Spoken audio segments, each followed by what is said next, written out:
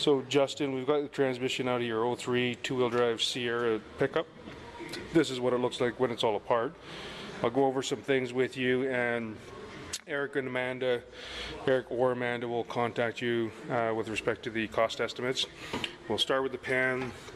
You can see on top of the filter, we've got some bronze piles up on top of. There's going to be some inside the filter as well. So we're looking for the source of the bronze on top of our magnet. We've got more metal than there should be, and we've got some black goop in here. That's going to be the clutch plates or the bands wearing. So the pan did not look correct as well. The source for the black stuff, this is the band that comes on for second and fourth, and it's all burnt up. This drum here is what comes on for that second and fourth, and so the band wraps around here, and as it's slipping you can see this. You can see the black line there, and what ends up happening is the steel surface needs to be nice and flat like that, and what ends up happening is it ends up being concave like that, and so now the band can't contact the whole thing, so we're going to have to change that because of the damage from that.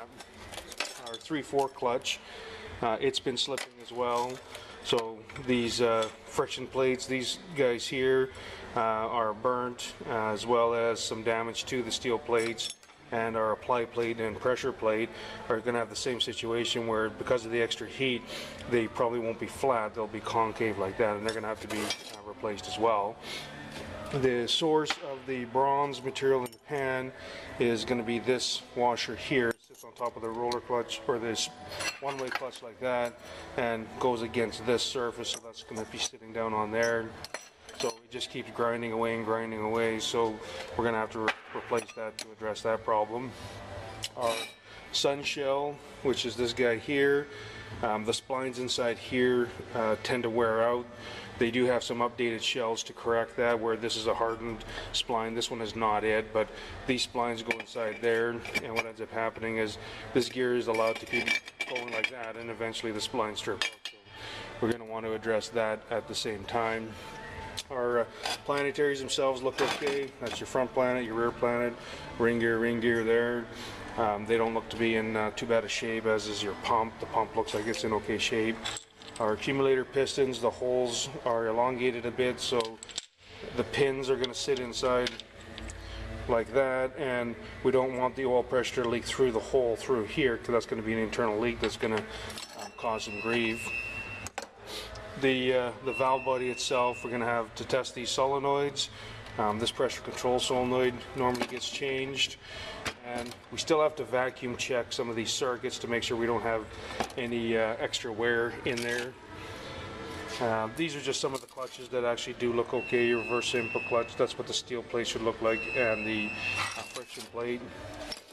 These are your Torrington bearings, they look to be in okay shape. This one is the overrun clutch, and there's some blackening around the outside edge. That's a little bit of slippage. Same situation with your forward clutch. There's a little bit of darkening in there. That's going to be from a little bit of slippage, but it's not that the clutch is not capable of functioning. So the likely cause to the whole scenario is that mass airflow sensor, and the readings that we've taken prior to working on the transmission. We would typically clean the mass airflow sensor and recheck the readings, and if we can get the readings where we want them to be, then not only is the transmission going to be happy, but we won't have to replace the mass airflow sensor. So as I said, Eric or Amanda will contact you, and we should go from there.